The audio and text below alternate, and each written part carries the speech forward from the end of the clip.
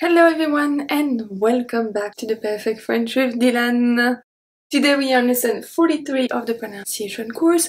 We are going to learn everything about N and GN. I know that GN is weird to see with N, but you will understand why.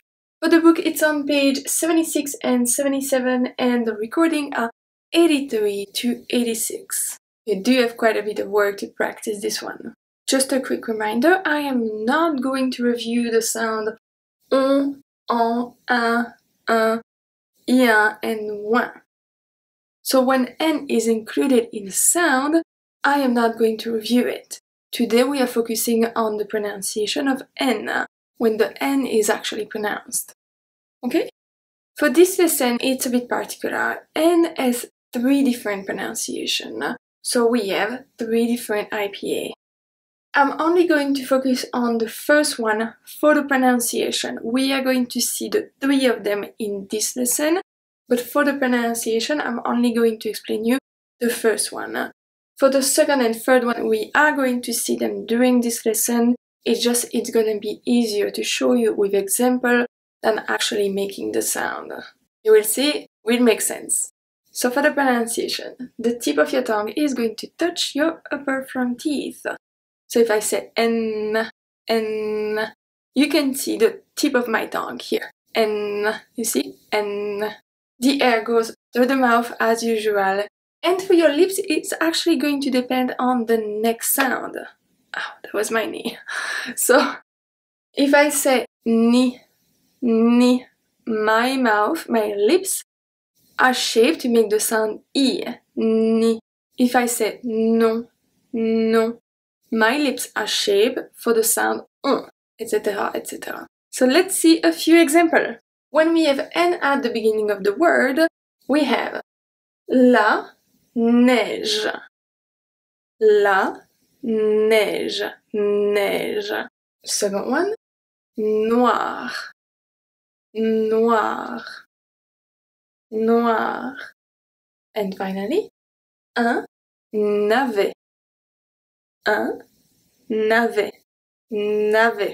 This part is quite easy. Now if we have 2 N in the middle of the word, it's going to be pronounced exactly the same. Let's see. Une année. Année. So I don't say année. Année. I don't say that. I say année. It's not like the A and the N at the beginning. We're making the sound en, and that we will pronounce the next N as a separate sound. No, it's année. Année. Second one, bonne. Bonne. Bonne. And finally, donner. Donner. Donner. Okay? Now let's see when we have a liaison that make the sound N. If we look at un avion. Un avion. Because un ends with a N, which is a consonant, and avion starts with a A, which is a voyelle, we are going to link both. We have un avion. Un avion. Avion. So here we keep the pronunciation of the article un, okay? But then the N is going to be transferred to avion. Un avion. Un avion. Avion. Now this one is very interesting. When we have GN followed by OI, the GN is going to make the sound N as well. Let's see too, it will make sense. We have une baignoire. Une baignoire. Baignoire. Second one, un peignoir. Un peignoir. Noir. Un peignoir. So you see, I don't say un peignoir. Peignoir. I don't say une baignoire. Baignoire. No, I say une baignoire. Un peignoir. And if you look at it, those 2 words are actually very similar. The only difference in pronunciation is that it's a B and it's a P. Because if I say baignoire. I don't pronounce the E, and the AI make the sound E, baignoire. And this one, peignoir. EI make the sound E, exactly the same as AI. We don't have a E at the end, but even if we had, we would not pronounce it. So the only difference in pronunciation between those two words is the B and the P. This is why I always say that you have to practice your pronunciation rules as much as possible, because pronunciation in French is not only about pronunciation, it's about spelling, it's about silent letters and liaison and etc. etc. It's so much more than only pronunciation. Now the next one is very interesting. I know that I said that a lot during this course, but I really believe it is. So this time we have a new IPA. I told you that we have 3 IPA for N with 3 different pronunciation, and this is the second one. This is the only case you are going to find this one in French. So this is a N with the little tail on the left. And I can imagine what you think right now, because you might think, this is still GN like we just saw, and the other one was a N. This one is a different sound. So when GN is followed by OE like we just saw, and only when it's followed by OE, it's going to make the sound N, a regular N. Here, when it's followed by anything but OE, we are going to have the sound kind of like a ni, but more like a rolling E, ni. Let's see 3 examples you will understand. The first one, un agneau, un agneau. So here we have the link as well. Un agneau, new. Okay, un agneau. So this is the rolling E. The second one, un compagnon, un compagnon, nion, un compagnon, nion. Okay, nion, un compagnon. And the last one, un champignon, un champignon, un champignon. So if it was a regular E after, I would say un champignon, nion. I can't even say it. Un champignon, un champignon. Do you see? Do you hear?